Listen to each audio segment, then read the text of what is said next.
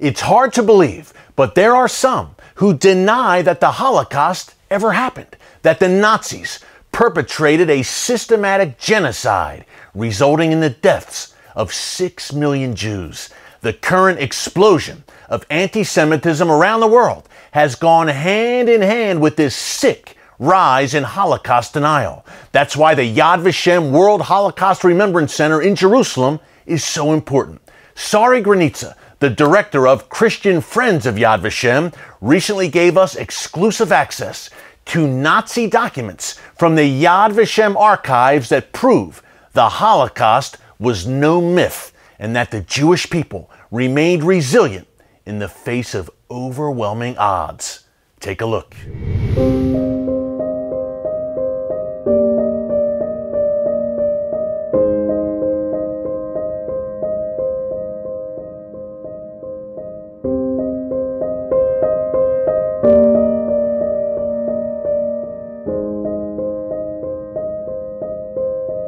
Well, Sari, thanks so much for having us here at Yad Vashem. We are in a very, very important room here at the museum. Tell us where we are right now and why it's so important. Thank you for coming. It's our honor. We are in the Yad Vashem archives, and we are now in the Compactus room.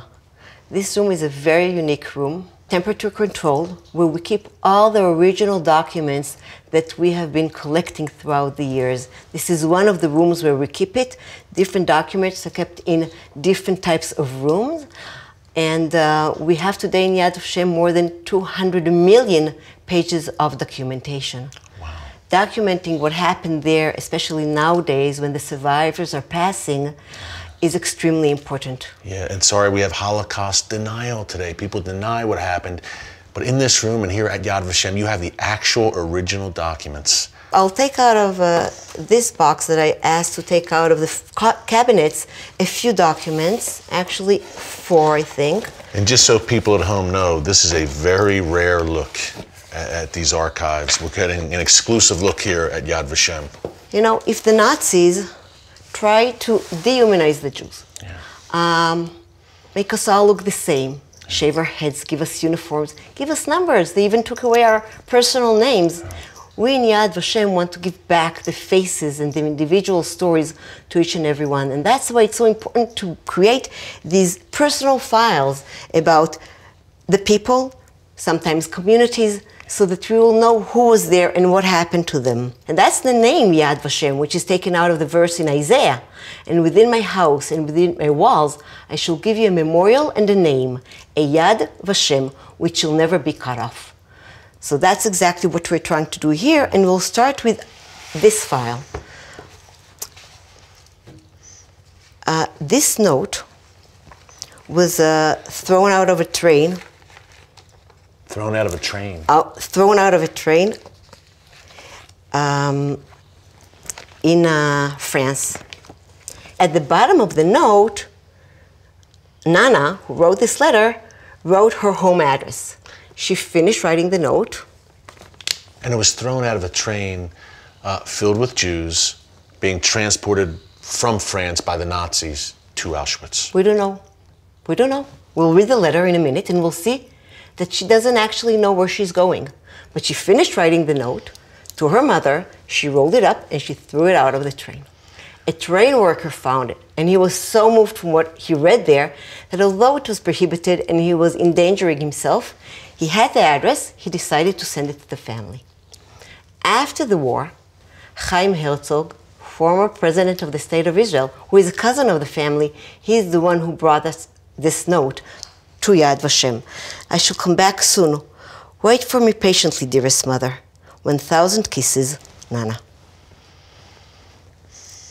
How old is Nana? Where is she going? Did she survive? So many questions. Who is she? Did she see her family again? Exactly. Yeah. So many question marks. A Jewish Holocaust survivor from France who became a Nazi hunter after the war wrote many books. One of the books is actually a collection of lists of deportation. If you look under train number 34 from Paris to Auschwitz, you look under G, you find Anna Goldberg. So if the Nazis, if she didn't know, if Anna didn't know where she's going, we now know that she arrived in Auschwitz in September 1942. That's when this train arrived in Auschwitz. At that time, only Auschwitz I existed. Birkenau, or what we call Auschwitz II, did not exist yet. There was one gas chambers, one crematorium, and about 2 weeks after her arrival, she wasn't alive anymore. But still, how old is she? How did she look? What did she do? Yeah. Well, her sister survived, and she filled out a page of testimony for Yad Vashem with the information about her sister. She also gave us a picture. So now we have a face and a name. Look when she filled this out. Only in 1981. What took her so long? What took her so long to give us the information? Well, I can tell you that the survivors for years were hoping that they will find their families.